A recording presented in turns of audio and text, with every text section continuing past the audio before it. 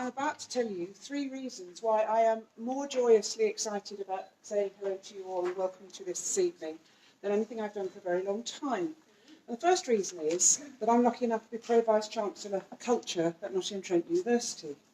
So I'm enormously proud of the work that our creative writing academics and students do, not only academically, but, well, we're about to see what else they do.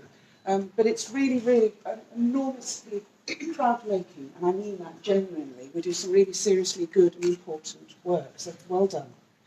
Secondly, I'm a member of the board of UNESCO City of Literature. So hi Matt, hi I'm Jim. And so I'm really pleased that our relationship is being exhibited in public like this, because we are doing really wonderful things together, and I like to think that not only are we as Nottingham Trent better for it, but so is the City of Nottingham. So that's great. And lastly, I'm a woman. And so look at this. Isn't this fabulous? So for all of those reasons, thank you for coming, and I can't wait. Thank you.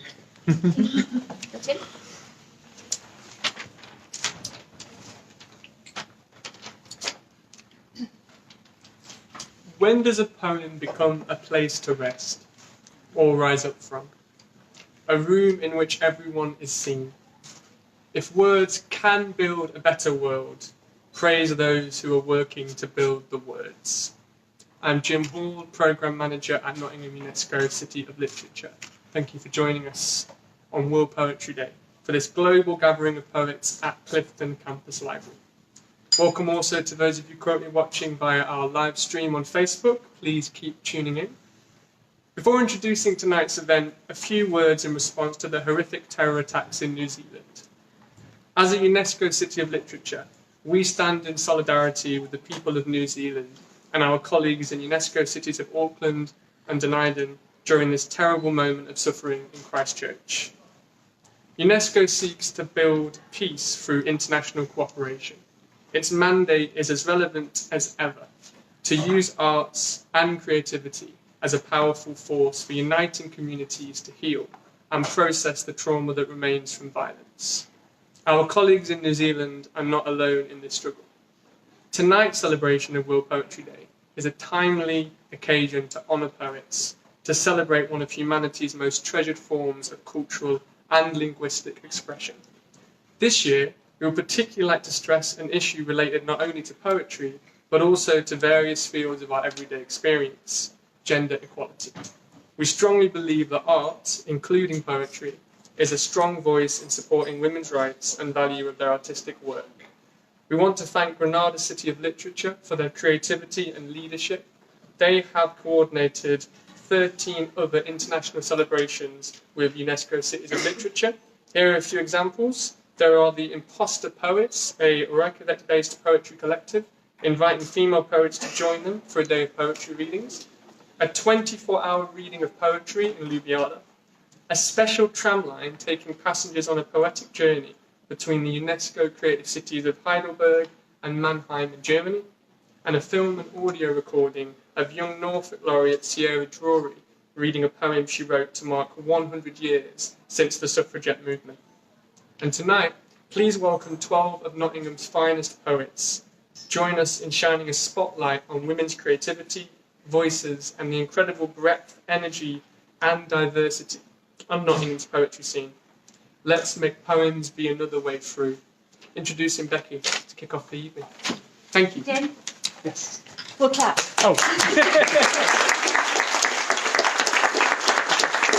Thank you, Jim. So it's a pleasure to have you all here today in this fantastic library at Nottingham Trent University, where many of us have spent happy hours practicing and working on our creative and critical writing. So it feels very appropriate to be here today as somewhere that's really been important in my writing journey. So these poets are all part of the community of 60,000 students we have in Nottingham, who are all part of this new to Nottingham audience that UNESCO City of Literature is looking to attract and engage and enrich their cultural experience of being in the city. So our poets tonight are sharing poems that reflect on all stages and experiences of being a woman, aren't we? Yes. And These poems and the poets come with the spirit of cherishing our links with Europe and beyond as part of World Poetry Day.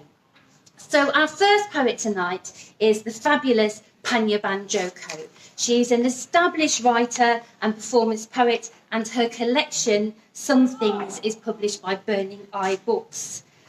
She's recently been to Jaipur. Ooh. And she's a Vice-Chancellor's Scholarship PhD student here at NTU. So it gives me great pleasure to introduce Panya Banjoko. Good evening. I'm not going to stand behind the lectern because then you won't see me. It's one of the things of being short. But yes, fantastic being here, fantastic sharing with everyone here and who are live streaming through Facebook. So the poem I'm going to do for you tonight is one called One of a Kind, and yeah, I'll just get straight into it. They had kept him 7 long years, hidden behind a crumpled wall, hidden in a cavernous shelter, set like a cage. And when the king ordered, they fed him mildew bread, made him drink the milk of rancid yaks, waited for his skin to turn pale, and for his voice to leave him. Then, when he was eager for water to dislodge the sand in his throat, they promised him life for his stint. They told him, use your fingers like the limbs of a Darwin's bark spider. Make beauty like purple lilies and the call of the shuffle-winged bird. With tools laid out like surgeons' instruments, he performed his vision. Pounding like the call of a woodpecker, he planted and formed thick ingots of gold into sunbird tails. With hands bent and nails jagged, he planted gems in rows like marching ants, and with each new tide, he cut, pierced, and soldered. And when he had shaped his dreams into curves, when he could see the image of his face in the gleam of the dome, when he knew it could not be matched, stood like time worth. The king called his people to behold the work of the master craftsman, and they revelled with delight at the skill in his bones. Then they cut off his hand. Thank you.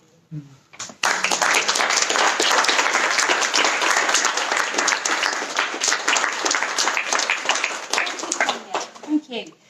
So our next poet is Victoria Zoe. She is from Malta and has been at Nottingham for the last 4 years as an undergraduate and MRes student. She's also the winner of the Carcanet Press PM Review Prize for her undergraduate creative writing dissertation. So fantastic to have you with us here today, Victoria. Thank you.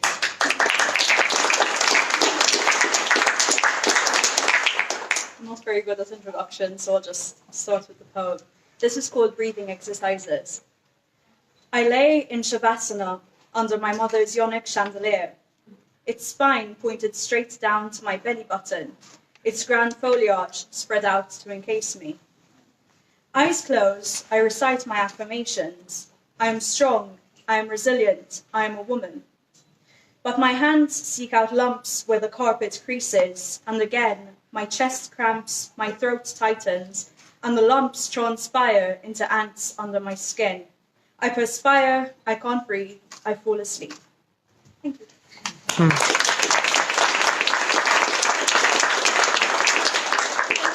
Thank you if you just joined us on Facebook. We're into our live stream today to celebrate World Poetry Day. And what we're going to do is hear from all the poets here and go round more than once. So you have a chance of catching up with people as we progress. Our next poet is really enjoying herself on the MA in Creative Writing.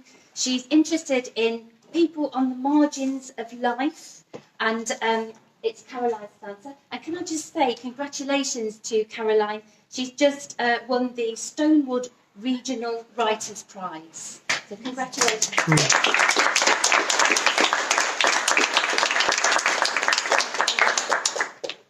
Okay, this is a poem about root vegetables. I had a friend who loved root vegetables so much that she said she would rather be given a bunch of root vegetables than a bunch of flowers.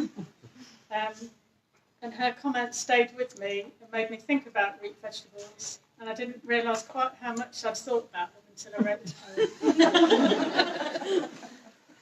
It's called Root Vegetable Religion. Carrot, I know you only in limited and broken ways. As a child, I put slices of your skull in saucers of water to see your fresh green hair sprout again.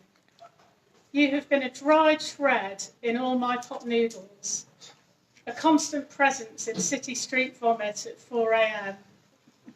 Now I walk past Chantenay's in tiny black trays, and my sin is finding you bendy and brown in the fridge drawer. Parsnip, I accept you as my difficult saviour.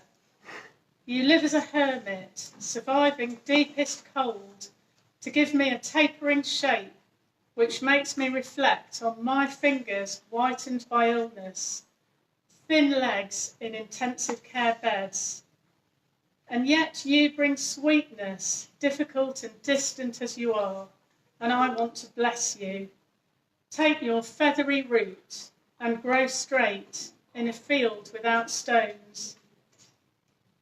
Turnip, my friend gives you to me mashed and buttered, making your taste palatable so that I can understand it. I can hear your delicate flavour, notes on a dulled harp. You are sensible and strange, an old woman beginning the voyage elsewhere with dementia, teaching me a mysticism I can only touch with fingertips. Bitter stumps of almost wood, you refuse to make this easy. My mother set the chip pan on fire every week and ran outside with wet tea towels around her hands, put the pan on the back lawn. We all watched the fire together. Did your enormous energy, spuds from mud, burst into flame? Or perhaps it was the heat of peeling your clothes on the kitchen side to reveal a body almost as white as salt. Fingers sliding over skin, earthly pleasure suddenly becoming chips. I once went to a cookery class, 101 ways to cook beetroot. Although we hurt you, boiled and shredded and chopped you, when we rubbed off your scalded skin, I saw your darkness shine. Night and day were close together. I tasted your metallic hint, ancient cave walls, decaying fridges and cars. I saw we were not unworthy. You were willing to shed your thinnest purple blood for us. Root vegetables, you do not lift my heart like cats who live by leaping, but I enter into your burrowed body, digging down like a mole with nose tucked into mucky earth.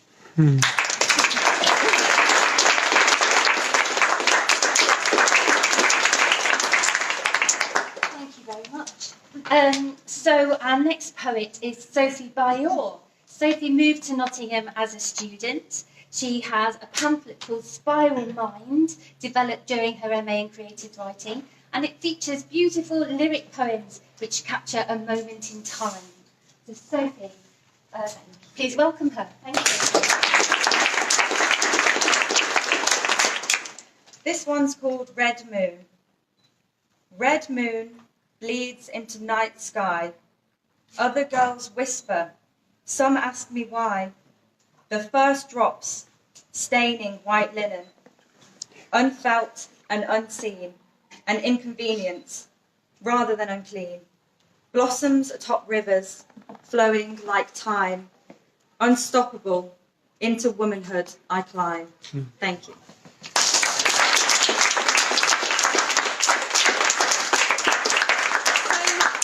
Welcome if you've just joined us on the Facebook live stream this evening here at NTU Clifton Library for our celebration of World Poetry Day. We're hearing from not a baker's dozen actually, because it's a collection of women, so a cook's dozen, 13 women poets today. We are absolutely delighted to have with us NTU's first writer in residence. Bridie Squires is the first writer in residence at Nottingham, Trent. She's an established poet and spoken word performer, and she's also the editor of Left Lion, which does tireless work in promoting the arts and culture in Nottingham. So we're absolutely delighted to have her with us here today. So Bridie Squires, thank you. Nice one, thanks Becky. Happy World Poetry Day everyone! This one is called Sneinton Market. A hard-hatted man sings the final countdown, wraps industrial Christmas lights around a recently erected tree. The woman in the cafe says she hadn't been very well when he asks about her man. Every time she draws out the caramel tart from the fridge, chips away at another slice, she serves it up with a wonky smile. I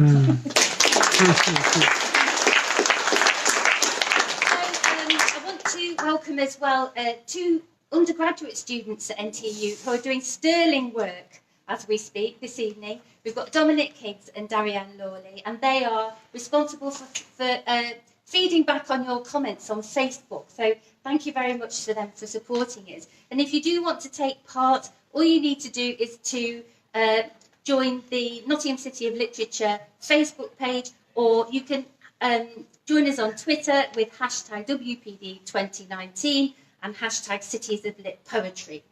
So I'm going to have a turn now, and my name's Becky Cullen, and I'm a poet and research fellow here at NTU. And I've written a poem for the mothers of our international students. For the mothers of international students. If my daughter were transplanted, I'll start again. I'll start again. Okay, so the mothers of international students. If my daughter were transplanted to a place where the buildings and the people were a whole other language, what would I do? But you let your children fly, pray for warm earth underneath their feet, for peaceful sleep, for their skin to protect them from the hard, sharp cold.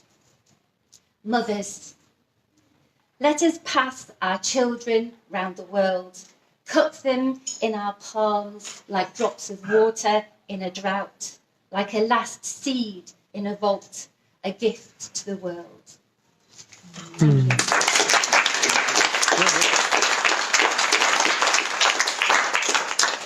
So Julie Gardner, who's our next poet, has got lots of City of Literature connections. So hello to our international City of Literature partners, who are all celebrating World Poetry Day today. So she moved to Nottingham in 2016, so that's one. One of her daughters lived in Norwich, that's 2. Her dad came from Manchester, that's 3. And her next door neighbours moved to Dunedin and left her cat, so that's 4. So well done, Julie. So she likes writing short fiction and poetry. She's an MA student, and it's Julie Gardner. Thank you.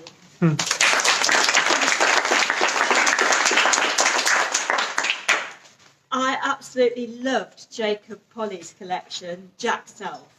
But there was no mention of Jack's sister Jill. But here's her poem, Memory and Make-Believe. Jean tucks a rug round Jill Self's knees. pats her wrinkled sparrow hand distractedly, leaves her in the overheated prison pastoral room where fragile men and women serve their life-end sentences. Jill Self sips tea, allows her mind to skitter spin, welcomes in the gentle ghosts of memory and make-believe, an echoing of whispered words, drifting flimsy imagery. Knick-knack, paddywhack, snap-crack, burnt black branches, narrow track, running back to Lammonby with little brother jumping jack, little blue-eyed Jack, the apple of their mother's eye. I spy with my little eye something beginning with lavender's blue, jilly jilly, lavender's green. When I am king, jilly jilly, you shall be my lawful wedded ladybird, ladybird, to have and to fly, fly away home to the little cottage up the hill where chill winds shake the window panes, wakeful nights sigh, I spy rockabye. Hush you, sing a lullaby, a baby's blanket, soft as milk, silver thread of spider silk links yesterday, today, tomorrow, days of joy with days of sorrow. So hush, my sweet one, hush, my dear, own the silence that you hear, clear as water, warm as earth, silence that is yours by birth, closer with each sighing breath, silence that is yours in death.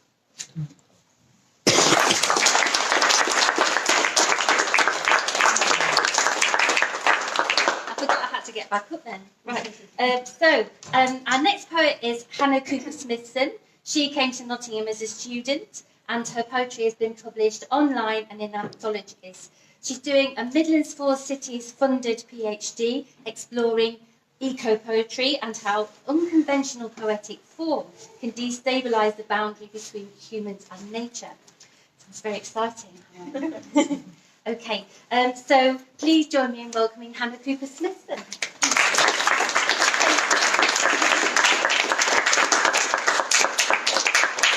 Well, hopefully this lives up to that introduction. This is called Common Ash and Her Sisters. Jasminium means only herself. She is frothing white stars adorning the brow of a bride. Forsythia belongs to a man of peace. She is a yellow, four-lobed brightness, a flourishing. Syringa, a blueness, is otherwise known as Madame Lemoine. Mrs. Edward Harding is otherwise known as firmament. Olive means only herself, is pulp and milk or oil. Common ash is chopped, cleaved, her face sanded until smooth, eyes and nose removed. Mugs leave wet rings on her cheeks. Her spine is cracked, folded 4 times into the legs of a spindly chair. She is sold for £30 from the boot of a car. Her arms are steamed, twisted, contorted, pinned in to be polished by the strokes of descending hands. Her ribs are whittled into slender spoons. She lies flat on their tongues. Her pelvis, sanded smooth, becomes a heavy bowl that holds soft, stoned fruits. Her skin is shaved away and her heart chiselled out, a knotting of roots and tubers and names. Ash meaning remains, burnt matter. Ashen meaning to be of the body of ash, to become as ash, to be dried, scattered. Fraxinus meaning the javelin, the spear. Excelsior meaning gloria, gloria in excelsis. Her body is filed into white dust. She fills the cracks in the floor.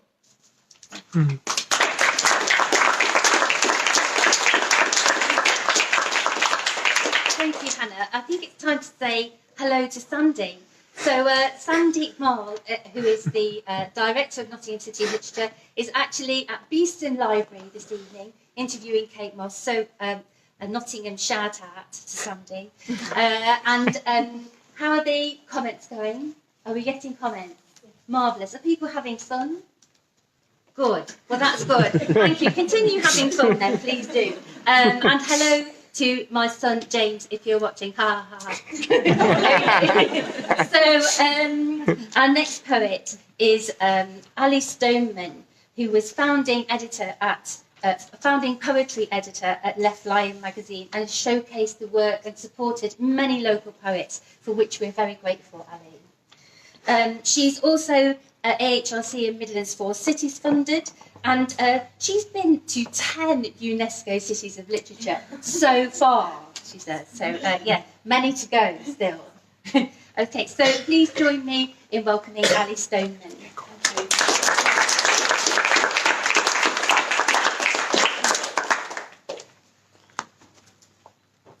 Windfalls. Father, you pelted our legs with tiny windfall apples when we looked for you at dusk. You would not recognise the orchard now. A storm felled the old Bramley and Pippin. We lost Browns and Discovery to voles, root nibblers. That long cold year the Crimson King rotted, crashed down. Hard green apples bounced like raindrops, raised bruises as we chased and hollered. You knew where the robin nested, prime locations of knots and hollows. You lifted me up to see. It was you made me flinch. You watched Exeter burn when you were 5. Father, you came from a time hard as windfalls, territorial as birdsong. When we buried you, spring sunshine fell through bare branches, sheep bleating in orchards beyond the churchyard walls. If you walked in now, you wouldn't know us. Thank you.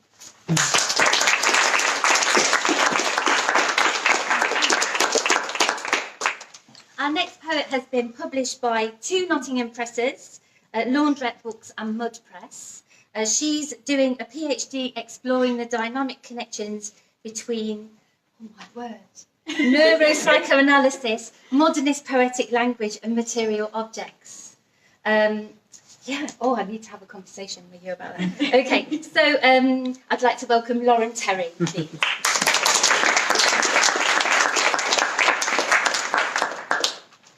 The sleeping woman is a cubist portrait. Semblance of an unexpended artillery shell or unlit table lamp, shade nodding.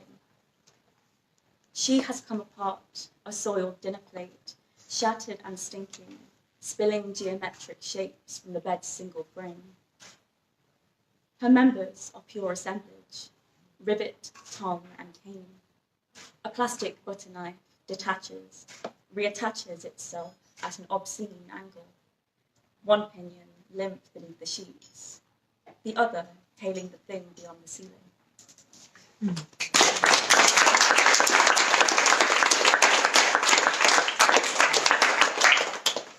Birgit Friedrich has just whispered to me that she doesn't know what she's doing here.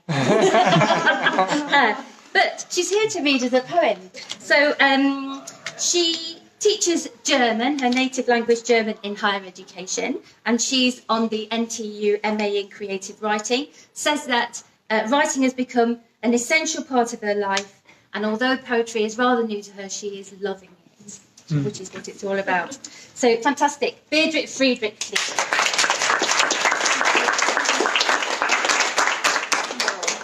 Thank you very much, Becky. All right, I just start. After 50 years of feminism, I searched for my heart, the one you gave me, the one with a little emerald on the little gold chain. I looked in dirty laundry amongst lost socks and out-of-shape boxer shorts. I never found it. So I cooked a Sunday roast, organic and sustainable. With Yorkshire puddings, homemade. I followed your mum's advice, cut carrots into sticks, value traditions. Added beans as second greens, not German. The sweetness of caramelized onion thickened the air, made my eyes sting. Cold water didn't soothe, another myth. I'll help you, you shouted, watching the fights, and reminded me not to burn the crackling crust. Mustn't forget. The pans scrubbed and dishes dried, promises. I cleaned the loo and swept the dust from under the bed in which we lie every night on spans of yarn, invisible white, a shadow of the dress I once wore. You left me for easy care. I live happily ever after. Thank you.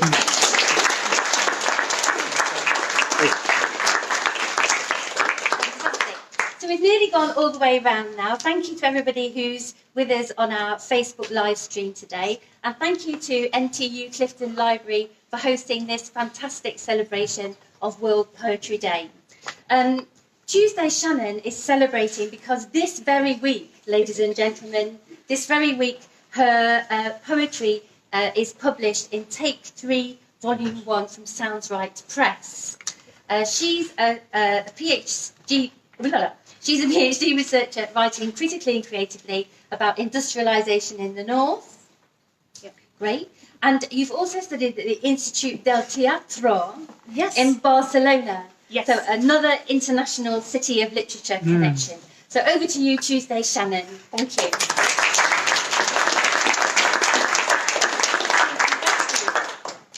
This poem is called Passing Through. Summer nights here smell of kebab shops and petrol. Some boy racer revs his clapped-out Corsa as streetlights flicker in the evening dim. Paydays fill pubs that have sat near empty all month, each one seeping music from open windows. Heavy doors swing wide, and out floods a flock of girls in too high heels, stumbling, negotiating cracks in the cobbles. Their bus pulls up close to the curb, shudders to a stop, and they pause, turn, check themselves in half-reflections on tinted glass.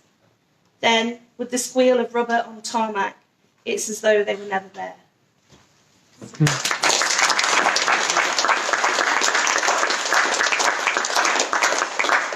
Finally, thank you, Tuesday. Finally, for this turn round the block, we have Jo Dixon. Jo Dixon's debut pamphlet, A Woman in the Queue, was published by Milos Press. She has visited UNESCO City of Literatures in Poland, Ireland and Estonia to deliver critical creative workshops with our Critical Poetics research group. And she's a critic and academic and research assistant in Critical Poetics. And she's also my friend. Fine. Okay, Jo.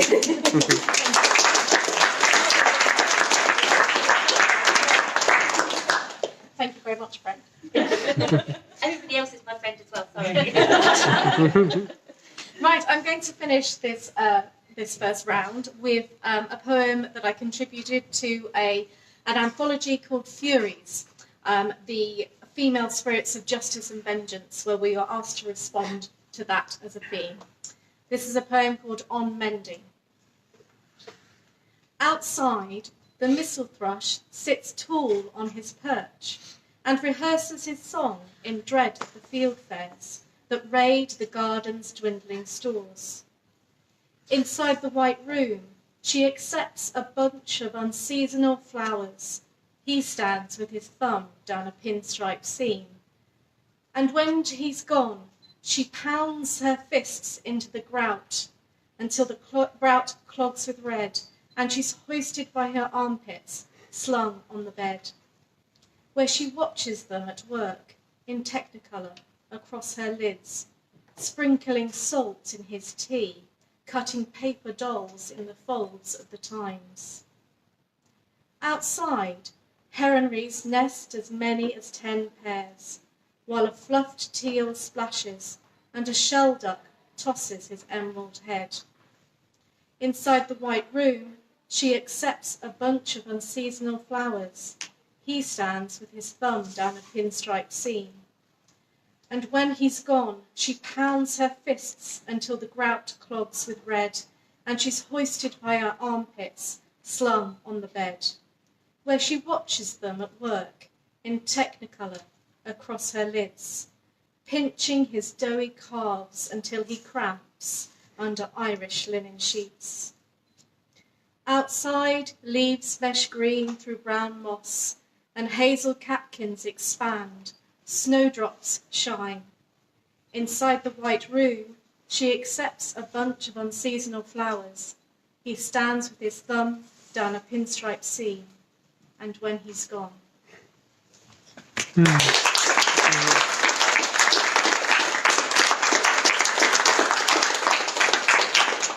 So thank you everybody for joining us for this Facebook live stream from Nottingham NTU Clifton Library.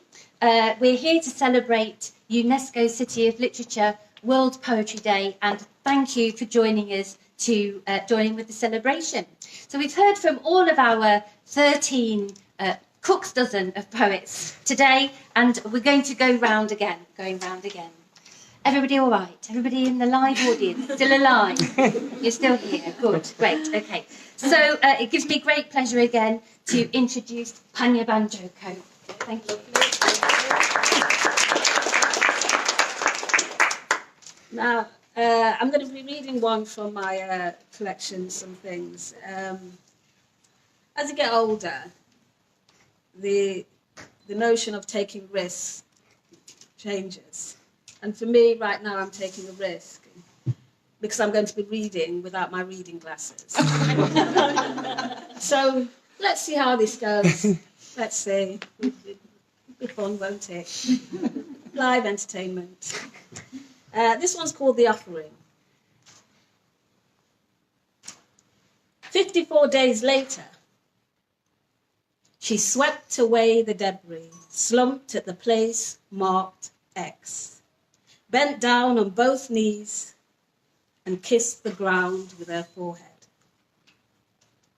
Had it been 53 days, it would have been too soon. She had returned 6 times to look for it, the egg-like structure that shone like the Procyon star. After the first crossing, they moaned it was too hard to capture.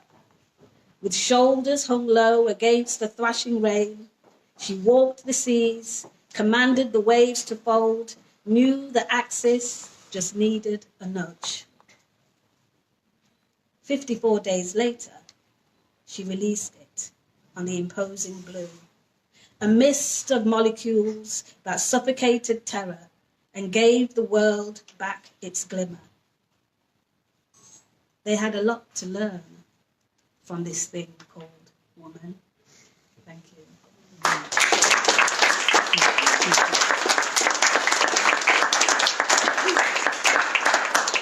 Thank you very much. I wanted to just take a second to reflect on the number of women poets we have here, all of whom have been developing their writing as part of undergraduate or MA or PhD programmes here at NTU, and all have been supported by some staff who deserve a word of thanks, I think. So this huge activity, huge is perhaps not the right word, but this level of activity really is due to some very hard work by people such as Mahendra Solanki, by Sarah Jackson, by Rory Waterman, and by Andrew Taylor. So I'd like to thank them publicly on behalf of all of us, I think. Have I missed anyone out? No, I haven't missed anyone out. So thank you.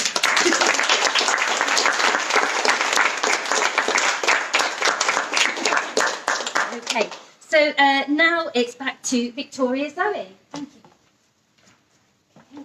Hi, again. This is a poem for my housemate because she's also encountered the same issue that I have. I don't know if anyone has a problem with ladybirds at the minute, but this is about the ladybirds. It's called Spring Equinox.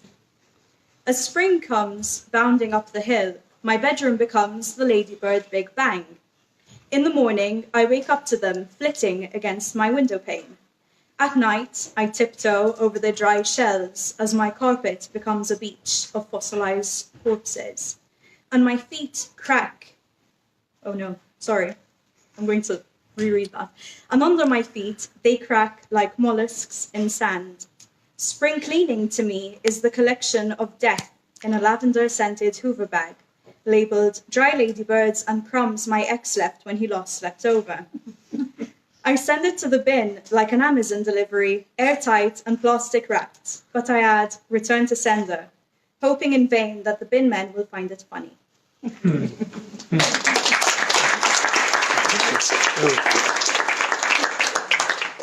Thank you very much, Victoria. And back over now to Caroline Spencer. We're doing well on the count for carrots this evening. I've noticed carrots more than once, so maybe there'll be more carrots as we go on. Anyway, Caroline Spencer, thank you.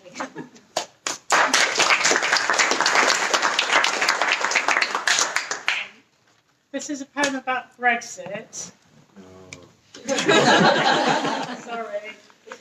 Not long before writing this poem, I went to a caravan park on the east coast where there were lots of roads that had eroded and were sticking out over the sea and going nowhere. And I realised that whenever I thought about Brexit, it got mixed up in my mind with those images of coastal erosion. And that had also got mixed up with some of the images and thoughts from my job, which is working in a hospice. So here's the poem. It's called Coastal Erosion, Brexit, and the Precarious Nature of Being Alive. Chunks are falling off. It's like losing control. More and more of Britain being eroded and sliding into the sea. On the beaches, we're left with tiny spits of land to stand on. These disappearing jetties. This is England. I'll try to move inland, but the circle got smaller and now I'm not in it. The whole coastline changing shape. It all seems stable for a while, then a huge chunk falls and I realise I don't know where this is going to stop. Where does the slope end? So many things make us not know ourselves. Too much calcium in the blood can cause aggression. Too much alcohol can cause a hazy bliss. We become other to ourselves. We are made of matter from the core of stars, and yet we fail to recognise each other. Can we still love chaotic imperfection? If you only had one arm, would I love you more? The lost or crushed part underlining your fragility. These scattered moments of brilliance we share don't stop us being dim and broken. They don't stop the calling to send them all home. It is sweeping in from beyond us, from beyond all we plan and think we know. Extremism, discouragement, paralysis. Have I got a whole lot weaker, or are OXO cubes getting harder to crush? I'll have to get used to a smaller island. I'll have to get used to having fewer friends.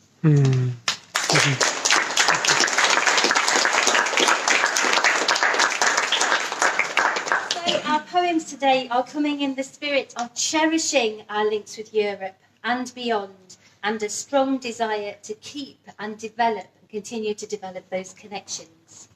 I'd like to hand over now, please, to Sophie Bayor. Thank you.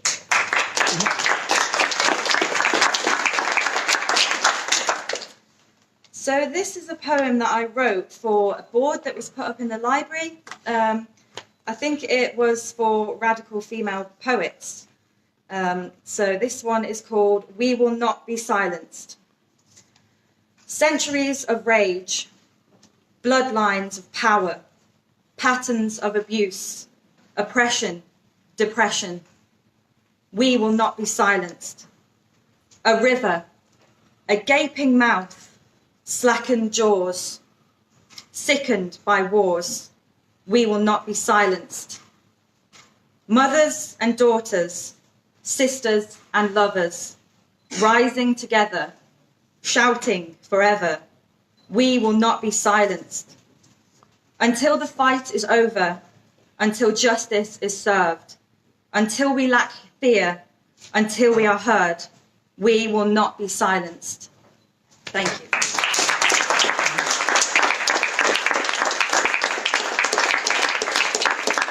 It gives me great pleasure to introduce again Bridie Squires, who is the first writer in residence at Nottingham Trent University and also the editor of Left Lion magazine. So I think, Bridie, that poem was created in response to one of your works. Yeah.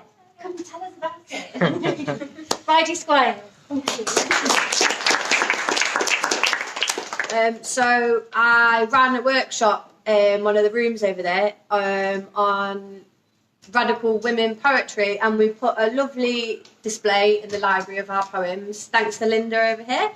And yeah, I've invited people to also respond, even if they weren't part of the workshop. So thank you so much for putting that up. Because when I read through the ones that people had put up just off their own backs, I was like, yes, let's go. Okay.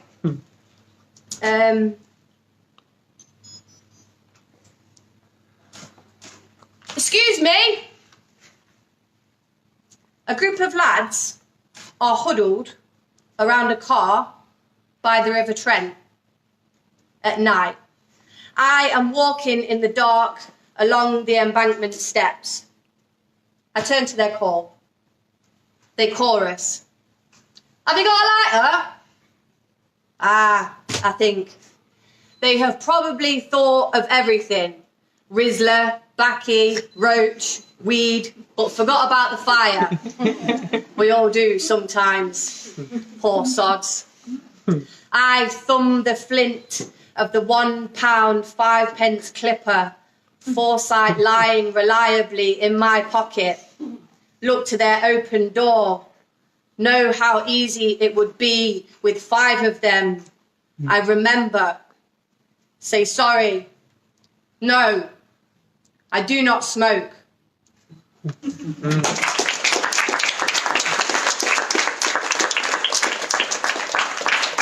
Thank you. We are progressing. Thank you for joining us if you just joined us for the Facebook live stream.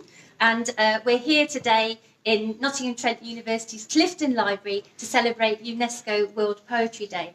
Thank you to Rebecca Broad and for Linda Parker for all the support they've given us from Library Services. Thank you very much. I'd like to welcome back to the I was going to say stage, but I don't know, the imaginary stage, Julie Gardner, please.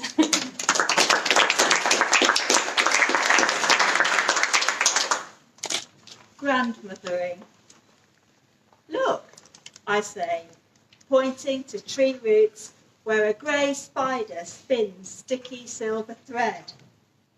We crouch together, quiet, still, until her small soft hand creeps into mine.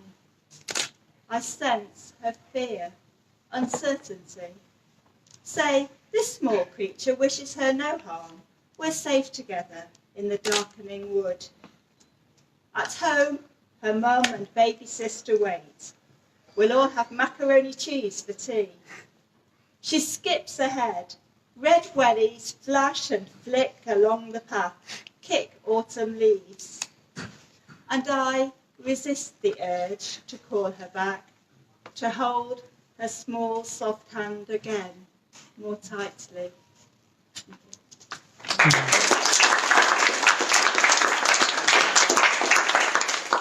Thank you very much. Our next poet is Hannah Cooper Smithson. It really is. Hannah Cooper Smithson. Thank you.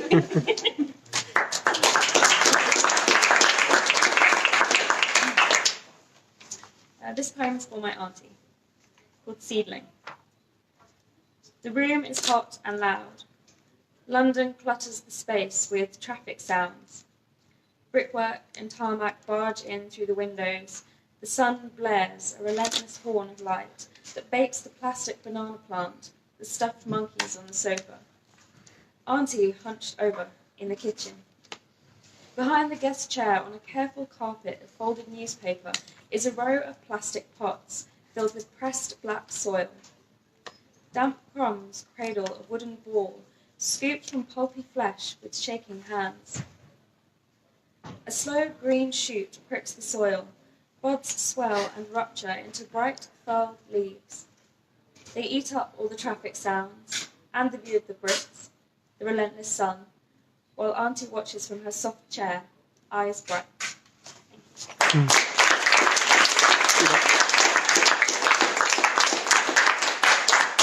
Thank you very much. Everybody okay still?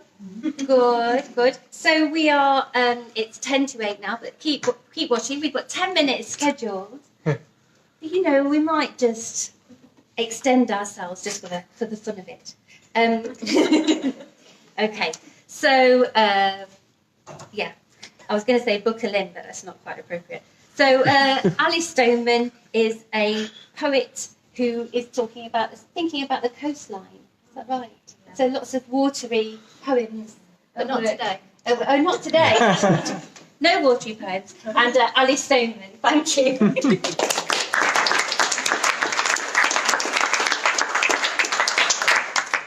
Although it's quite nice, these events, because you find out about shared interests and there's coastal erosion.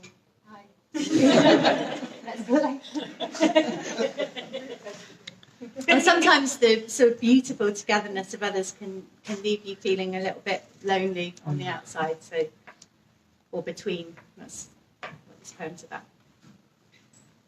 Your bikes are locked together against the lamppost outside the bar.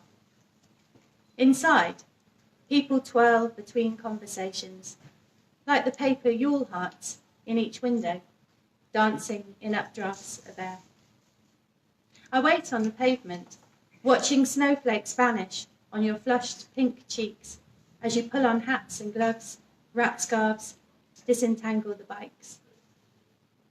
You are chatting as you glide away up the road, wingtip to wingtip, never quite touching, like geese in formation, flying south for the winter.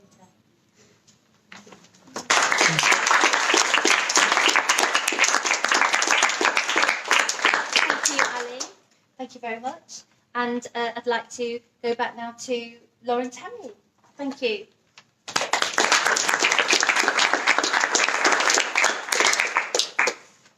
Worry dolls. We are 6 little bodies in a pouch, peg-legged. We wear straitjackets, black dots for eyes, awaiting you, skin suit, wet tongue dribbling confessions we will not tell because our lips are sutured shut. Loosen the cord and let us slip head first into your sticky palm.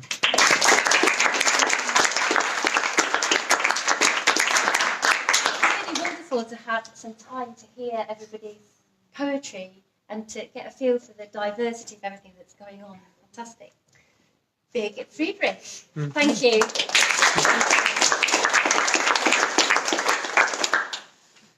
Right. This is called Understanding. A knock at the door. The builder came to tell me about my roofs. The tiles want changing, the felt replacing, the water overflows, and rain will seep through. Do you understand? I'm nodding, still smiling. No, he's right. Say yes, I understand. He points upwards and downwards, drawing circles in the air. His eyes are asking. His voice is rising, stressing and stretching each syllable and sound. I mean, do you understand? I mean, don't get me wrong. It's not that I'm saying, you understand? I mean, I work at Zim. Oh, I'm sorry. Now it happened to me. It was bound to happen. I start again, sorry. Understanding. A knock at the door. The builder came to tell me about my roof. The tiles want changing, the felt replacing, the water overflows, and rain will seep through. Do you understand? I'm nodding, still smiling. No, he's right. Say yes, I understand. He points upwards and downwards, drawing circles in the air. His eyes are asking. His voice is rising, stressing and stretching each syllable and sound. I mean, do I mean, do you understand? Because du Deutsch, ich verstehen. I mean, don't get me wrong. It's not that I'm saying, you understand? I mean, I worked at Siemens, know how you are feeling. And I mean, the job needs doing, the tiles need moving, and we don't want to damage your home. Do you understand? I do. Thank you.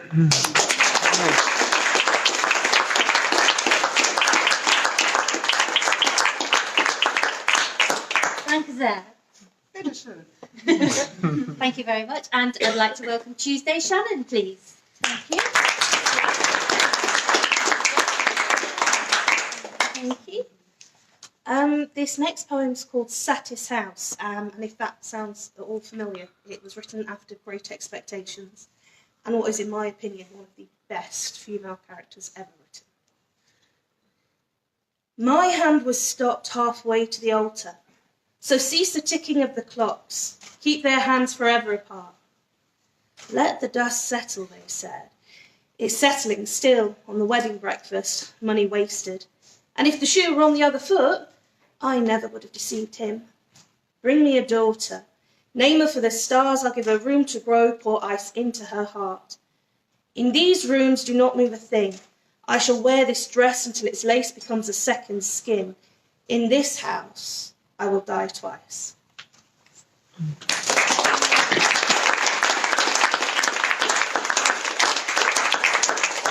I can reveal, Tuesday, that Sandy's favourite book is Great Expectation. Really? Yes. Random UNESCO fact of the day. Okay. So I just want to say thank you very much, everybody. Before we, I've not forgotten. Oh yeah, I need to read another poem.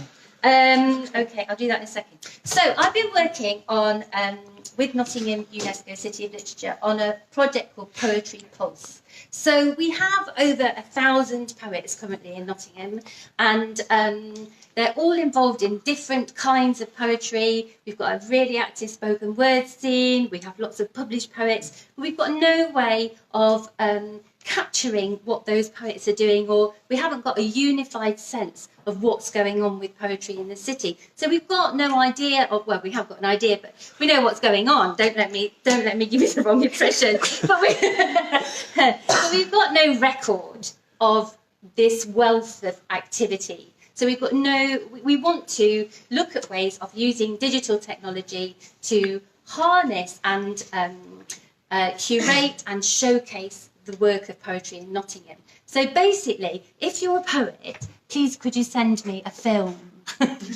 So you can do that by going on the Nottingham City of Literature website, finding the Poetry Pulse page and submitting your film as soon as. It can be in any format. At the moment, we're just seeing what we've got so we get a feel for poetry in Nottingham and where people are at, if they need more help, skills, mentoring, etc., etc. So please send your films. Thank you very much. So I'm going to read a poem about washing now. Okay, because it's a poem about washing in spring. So, how to hang washing. It must be spring. There should be blackthorn blossom, a smudge of sun across your cheek. From your patch of earth, you'll hear the crest of chatter from the playground at the school. These pegs nip snugly in time with magpie calls as your arms lift, stretch, clip, repeat. Thank you.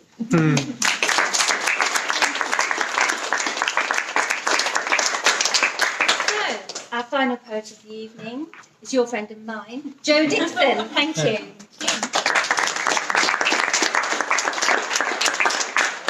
Thank you very much, Becky. And to close this fantastic round of poems, I'm going to read a poem that's inspired by a place that we've probably all spent time in. Well, been in Nottingham, audience, and probably lots of people out there. That's inspired by the parks of Woollerton Hall. It's called Overture. A young stag, all emerging antlers, raises his nose towards a teenage couple over by the cedar stump, shrugging off its bark, exposing boucle ridges, silky crevices, and fibrous escarpments gripped by webs. On the next bench, moisture in wooden slats soaks their jeans, and a plaque reassures pleasure and companionship found here, while he defines her shoulder blade with his fingertips, and toes the browned pine needles pulped in the mud like wedding rice on a wet day. If you want to be in a relationship, the boy starts.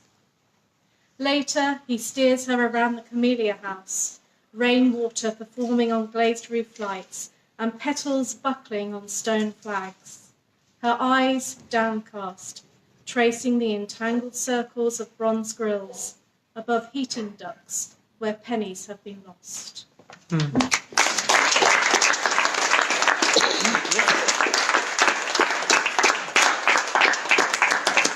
So I don't want to say too much, I don't really need to, but I will acknowledge that those of you that aren't aware, during this night we've had viewers internationally. I believe we've had Malta, America, Baghdad, I believe, as well. So they have all been watching what's happening tonight. So thank you to all of you watching, and including everyone in the UK. I also know people have been cooking and dipping in and out while watching, which is quite nice. There's been a lot of activity, so those of you doing all that and commenting, thank you so much. I don't need to say much more other than thank you everyone for being here, supporting this kind of event. Both if you're watching and if you're here now, Nottingham City of Literature, we are on Twitter at Nottingham City of Lit, which is NOTTM City of Lit. Our website is www.nottinghamcityofliterature.com. All info is on our Facebook page. Keep an eye on what we're doing, and we'll keep promoting things like this. Matt, anything I need to mention about people watching? Have I covered everything? I think so, yeah. That sounds pretty comprehensive. Subscribe, the newsletter. Subscribe, yes, indeed. subscribe to our newsletter, please do, including international watchers as well. And thank you so much for coming, and thank you, Becky, for doing so much to make this happen as well. If we have a round of applause.